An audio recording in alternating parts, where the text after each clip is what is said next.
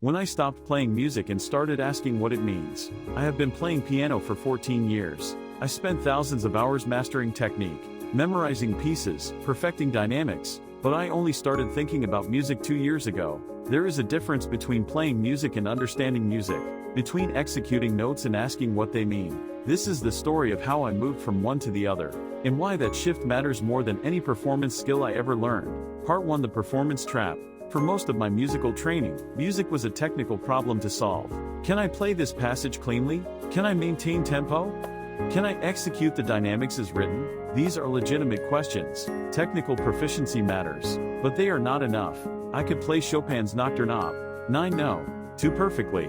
Every note correct, every phrase shaped properly.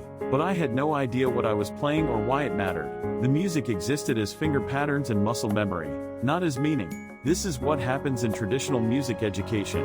You learn how to play but not how to think. You analyze harmonic progressions but not cultural context. You study form but not function. You master execution but not interpretation. The result is technically proficient performers who have nothing to say about what they perform. Part 2: The Question That Changed Everything. 2 years ago, someone asked me a simple question after I performed. Debussy's Clair de Lune. What does that piece mean to you? I had no answer. I could tell you it was in D-flat major. I could describe the arpeggiated texture. I could explain Debussy's impressionist techniques. But I could not tell you what it meant. That question haunted me. I had spent years playing music without ever asking what it was for. This began my shift from performance to interpretation. From how questions to why questions. Part 3: Music as Text. The first intellectual framework I encountered was semiotics, the study of signs and meaning. Literary theorist Roland Barthes argued that texts do not have single fixed meanings. They have multiple possible meanings activated by readers. Music works the same way. A piece of music is not just sound waves. It is a cultural text. That means different things to different listeners in different contexts. When I play Clair de Lune, some listeners hear peaceful moonlight, others hear melancholy longing, others hear impressionist experimentation. All of these are valid readings activated by the listener's cultural knowledge and personal experience. This was revelatory. Music was not about finding the correct interpretation. It was about understanding how interpretation works. Part 4: The Cultural Layer. The second framework was cultural studies. Music does not exist in a vacuum. It exists in social and historical context. When BTS releases a song, it is not just sounds and lyrics. It is embedded in Korean entertainment industry structures, global fan cultures, social media dynamics, and geopolitical contexts. You cannot understand the music without understanding these contexts. I started applying this to classical music I had played for years. Chopin's music was not just beautiful melodies. It was Polish nationalism during Russian occupation. It was salon culture and aristocratic patronage. It was the birth of romantic individualism. Suddenly, pieces I had played mechanically for years became intellectually fascinating. The notes on the page were the same, but now they pointed to larger cultural meanings. Part 5: Phenomenology of Listening.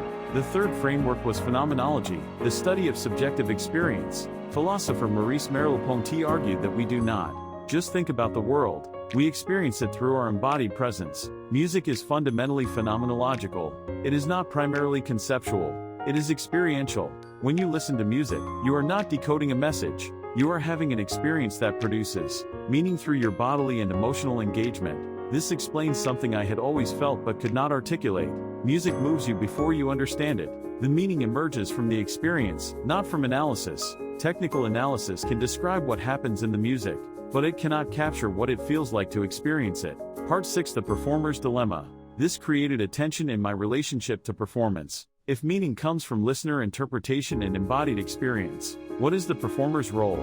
I used to think performers just executed composer intentions, play what is written as accurately as possible, but this assumes music has fixed meaning that performers transmit. If meaning is constructed by listeners, then performers are not transmitters, they are co-creators. Every performance is an tempo choices, dynamic emphasis, tonal color. These are not just technical decisions. They are interpretive arguments about what the music means. When I perform now, I am not just executing notes. I am proposing an interpretation that listeners can accept, reject, or modify through their own experience. Part 7: From K-pop to Critical Thinking.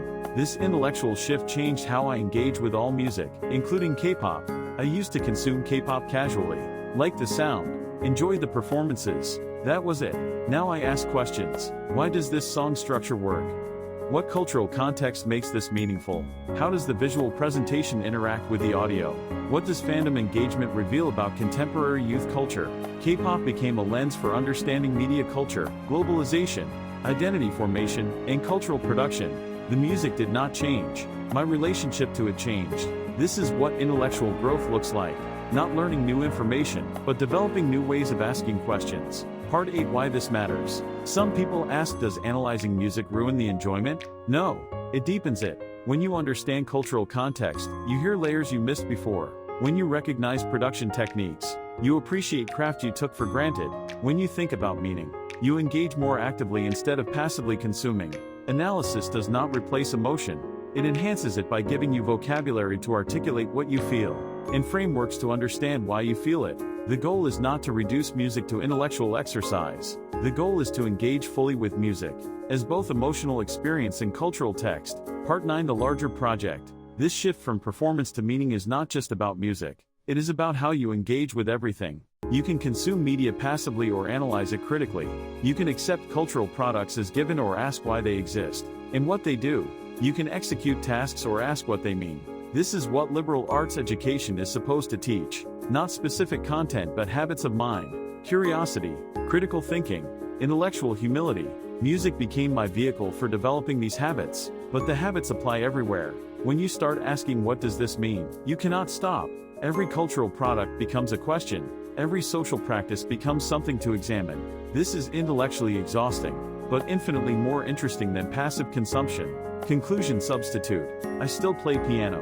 I still care about technique and performance quality, but now I also think about what I play and why it matters. I ask questions about cultural context, audience interpretation, and structural meaning. This makes me a better performer, because I have something to say beyond technical proficiency. More importantly, it makes me a better thinker. Music taught me how to move from surface to depth, from execution to interpretation, from how to why.